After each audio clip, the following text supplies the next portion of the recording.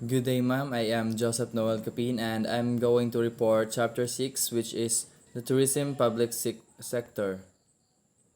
Learning objectives identify the various government agencies involved in the development and promotion of tourism industry as well as their functions. Describe the relationship of these agencies with one another. Explain the positivity of public service as a career in the industry. Uh, Next, the law. First is the Department of Tourism. The Department of Tourism or DOT was created by virtue of Presidential Decree number 189. It is the primary policy making planning, programming, coordinating and administrative entity of the executive branch of government in the development of the tourism industry, both domestic and international.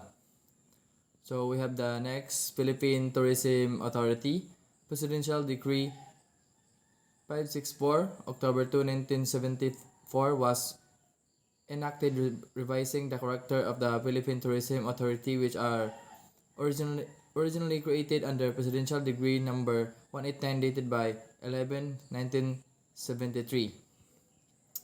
Next, we have the Intramuros Administration. For 400 years, Intramuros has been a priceless heritage of the past for the city of Manila and major historical landmark of the Philippines. In order to preserve and enhance the historical value of Intramuros, a national historic consciousness program demands into restoration, development, and maintenance, and for this purpose. So we have the other government agencies. First, the National Parks Development Committee.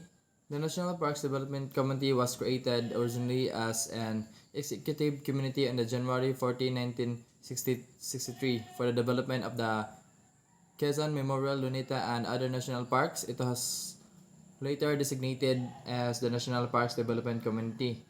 Despite an attempt on the transfer into the Bureau of the Forest Development, Department of Natural Resources, the NPDC has remained under the Office of President. So we have the National Historic Institute, Presidential Decree number 2 260 dated August 1, 1973 has declared certain sites, churches, and places as national shrines, monuments, and or landmarks and placed their preservation, restoration, and or reconstruction under the provision and control of the National Historical Institute, the collaboration with the Department of Tourism.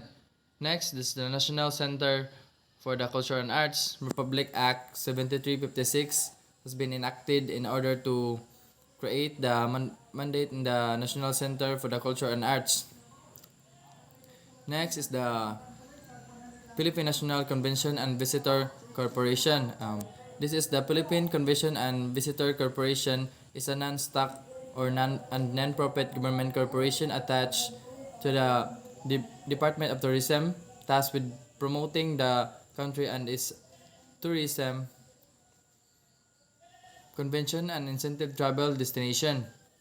So next we have the Bangko Sentral ng Pilipinas. Presidential Decree number 520 issued on July 23, 1974 empowered the Bangko Sentral ng Pilipinas to organize a corporation which will manage and administer the Philippine Center Convention Center. Next, we have the National Economic Development Authority. The National Economic Development Authority is the country independent economic development. Next, we have the Philippine Amusement and Gaming Corporation. PAGCOR is government-owned, the controlled corporation existing under Prudential Decree number 1869 issued on July 11, 1983 by President Ferdinand Marcos. Pertinent provision of said enabling law read. This section 1, Declaration of Policy, it is hereby declared to be the policy of the state to centralize and integrate all games of chance not heretofore authorized by existing franchises or permitted by law in order to attain the following objectives. Next, we have the Department of Environmental and Natural Resources as provided under Section 4 of Executive Order 192. The Department Environmental and Natural Resources is mandated to the primary government agency responsible to the conservation, management, development, and proper use of the country environment and natural resources. Next, we have the Department of Public Works and Highway. The Department of Public Works and Highway function as engineering and the construction arm of the government tasked to continuously develop the technology purpose of ensuring the safety of all infrastructure, facility, and social securing for all public works and highways. The highest efficiency and quality is construction. Next, we have the Department of Transportation and Communication. The Department of Transportation and Communication is the primary policy planning, programming, coordinating, implementing, regulating, and administrative entity of the executive branch of the government in the promotion. Next, we have the Land Transportation Office. The Land Transportation Office is the proper agency which control the registration and operation of the motor vehicle and the license of owners, dealers, conductors, drivers, and similar matters.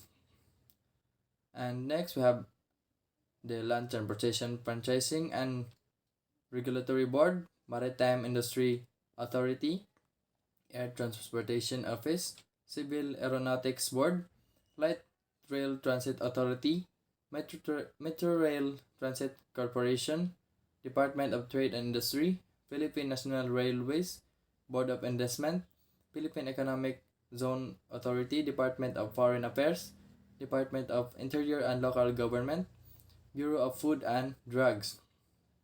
Next, we have the Bureau of Customs under Republic Act 1973, entitled Revise the Thrift and Custom Laws, the General Duties as amended by Republic Act number 9135 dated April 27, 2001, the power on jurisdiction of the Bureau. Next, we have the Philippine Coast Guard. By virtue of Republic Act number 5173, the Philippine Coast Guard has been created as an attached agency of the Department of Transportation and Communication.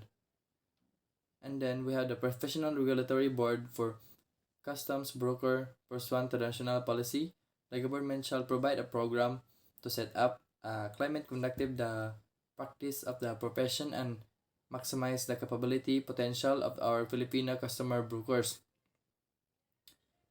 And then we have Nayon Filipino Foundation. The Filipino Foundation was created under PD number 37 on November 16, 1972 with the intention of promoting, encouraging, and initiating research and development projects and activities, social science, humanities, social and amelioration, and allied fields.